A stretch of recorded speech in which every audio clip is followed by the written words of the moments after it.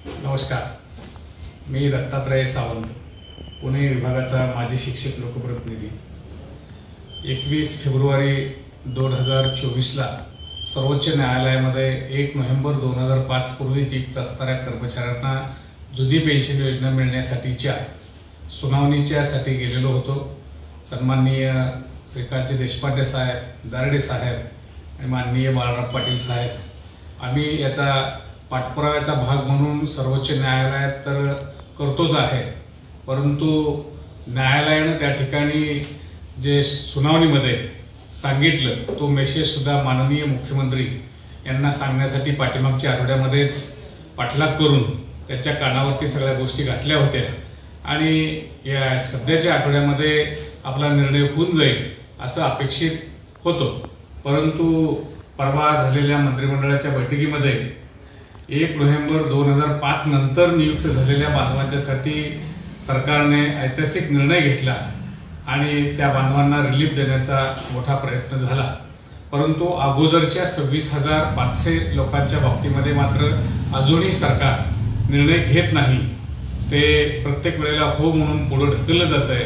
हे लक्षात आल्यामुळं परवा सोमवारपासून मुंबईमध्ये माननीय मुख्यमंत्री यांच्या स्तरावरतीच हा विषय असल्याने त्यांच्याकडेच त्याचा पाठपुराव्याचा भाग म्हणून आम्ही तो करत होतो। दिनांक 12 रोजी वर्षावरतीच दुपारी साधारण 2:30 वाजता माननीय मुख्यमंत्री महोदयांशी फार चांगली चर्चा झाली।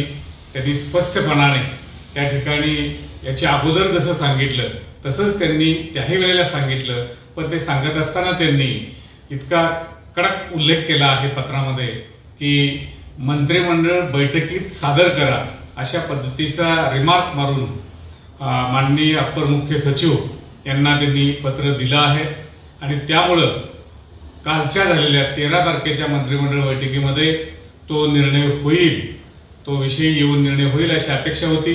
परंतु दुर्दैवानं तो निर्णय कालही झाला नाही आणि म्हणून नंतर सुद्धा आम्ही काल दिवसभर सुद्धा, परवा दिवसभर सुद्धा आणि काल सुद्धा आम्ही त्याचा पाठपुरावा करून ती फाईल जी त्यांच्या निर्देशानुसार पुढे झालेली आहे तिचा तात्काळ येणारी एखादी बैठक होईल आचारसंहितेच्या अगोदर त्या बैठकीमध्ये निर्णय व्हावा म्हणून प्रयत्न सुरू आहे।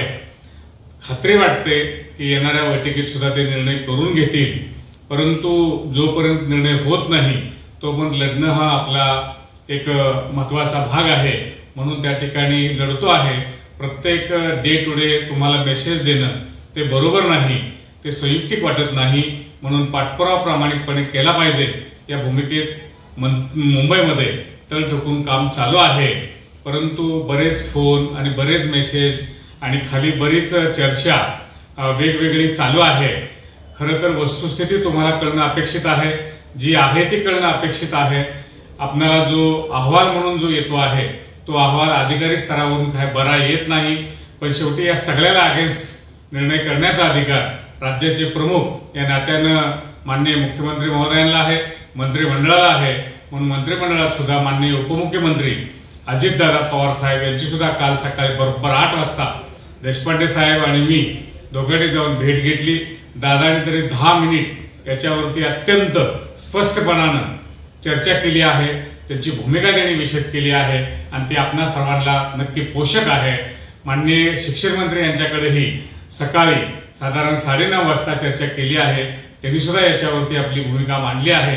म्हणून अपेक्षा आणि आशा जास्तीच वाटते आहे की येणारे निर्णय 100% आपल्या बाजूने होईल, परंतु कोर्टातून होईल का राज्य सरकार करेल, आचारसंहितेच्या पूर्वी होईल का नंतर होईल हे सांगणं कठीण आहे।